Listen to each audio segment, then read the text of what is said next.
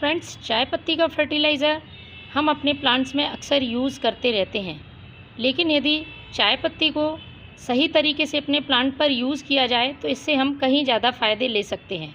तो आज के वीडियो में मैं आपको चाय पत्ती से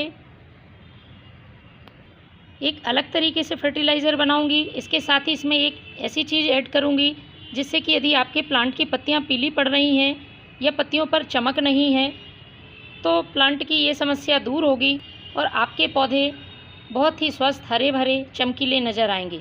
इस फर्टिलाइज़र को आप अपने सभी प्लांट्स पर यूज़ कर सकते हैं। ख़ास तौर पर अक्सर आपने देखा होगा आपका जो मनी प्लांट या इंडोर प्लांट, जो लीफी प्लांट होते हैं, उनकी लीफ बहुत ही रूखी रूखी या बेजान नज़र आती हैं। तो ये फर्टिलाइज़र डालने के बाद सभी प्लांट्स की पत्तियों पर चमक आएगी और पौधे की ग्रोथ भी अच्छी होगी। क्योंकि अच्छी देखरेख और सभी फर्टिलाइज़र देने के बाद भी यदि आपके प्लांट सही ग्रोथ नहीं करते हैं या उनमें फूल नहीं आते हैं, फूलों का साइज़ बहुत छोटा है, बड्स ड्रॉप हो जाती हैं, तो इसका मतलब है प्लांट की सॉइल का पीएच गड़बड़ है।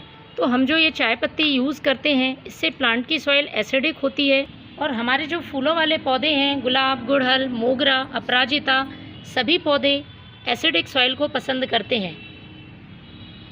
तो चाय पत्ती का एक सबसे बड़ा फ़ायदा यही है कि ये मिट्टी के पीएच को बैलेंस करके रखती है। इससे पौधों की ग्रोथ अच्छी होती है और पौधे लगातार ढेरों फूल देते हैं।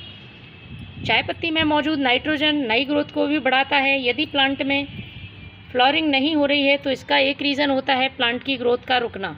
जब तक नई ग्रोथ नहीं होगी, पौधे में नई बड्स नहीं बनेंगी और पौधा फूल नहीं देगा। तो इस फर्टिलाइज़र से नई ग्रोथ भी होगी और प्लांट में ढेरों बड्स आएंगी। दूसरी चीज़ जो मैंने इस फर्टिलाइज़र में ऐड करी हुई है वो प्लांट में मैग्नीशियम की कमी को दूर करेगी। यदि आपकी किसी भी प्लांट की पत्तियां लगातार पीली पड़ रही हैं, पीली पड़ के झड़ जाती हैं और पौधा एकदम कमज़ोर है, तो समझिए कि इसमें मैग्नीशियम की कमी है। तो मैग्नीशियम की कमी को दूर करने के लिए मैंने इसमें इस चीज़ को इस्तेमाल किया है।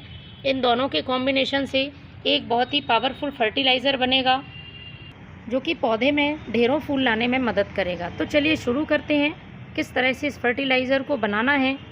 क्योंकि यदि आप सही तरीके से प्लांट पर फर्टिलाइज़र का यूज़ नहीं करते हैं तो ये फर्टिलाइज़र पौधे में ज़्यादा फ़ायदा नहीं दिखाते हैं। तो सबसे पहले आपको एक ऐसा बर्तन लेना है जिसको आप आसानी से गर्म कर सकें। उसके बाद मैंने ली है ये 1 चम्मच फ्रेश टी लीफ। इधर मैं फ्रेश टी लीफ का ही इस्तेमाल कर रही हूँ। यूज़ की हुई चाय पत्ती आपको नहीं लेनी है और प्लांट की संख्या के हिसाब से इस फर्टिलाइज़र को आप कम ज़्यादा बना सकते हैं। अब इसमें 1 गिलास पानी हमें डाल देना है और इसको हमें 5 से 7 मिनट अच्छी तरह से बॉईल करना है। तो चलिए पहले मैं इसको गर्म करती हूँ, उसके बाद मैं आपको बताऊँगी कि किस तरह से इसमें दूसरी चीज़ ऐड करनी है और प्लांट पर किस तरह से इसका यूज़ करना है। तो फ्रेंड्स 5 मिनट मैंने इसे बॉईल कर लिया है। अब इसे हम ठंडा होने देते हैं। तो फ्रेंड्स ये अच्छी तरह से पानी ठंडा हो गया है, इसको हमें छान लेना है। छानने के बाद हमें इसे डाइल्यूट करना है। जितना भाग आपने फर्टिलाइज़र का लिया है उसका 2 भाग सादा पानी मिलाना है। मैंने 1 गिलास पानी में ये फर्टिलाइज़र बनाया था तो मैं 2 गिलास इसमें सादा पानी मिलाती हूँ। तो इस तरह से मेरे पास ये 1 लीटर फर्टिलाइज़र हो गया है। अब इसमें दूसरी चीज़ ऐड करनी है, वो है ये एप्सम साल्ट। ये खाने वाला नमक नहीं है, इसका नाम मैग्नीशियम सल्फेट है।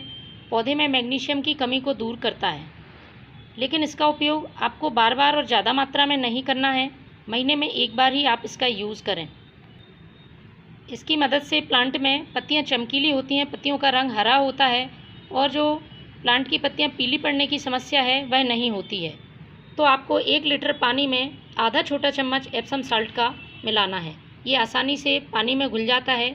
चाहें तो आप 5 से 7 मिनट इसको ऐसे ही रहने दें। जब पूरी तरह से घुल जाए तब आप इसको अपने प्लांट पर यूज़ करें।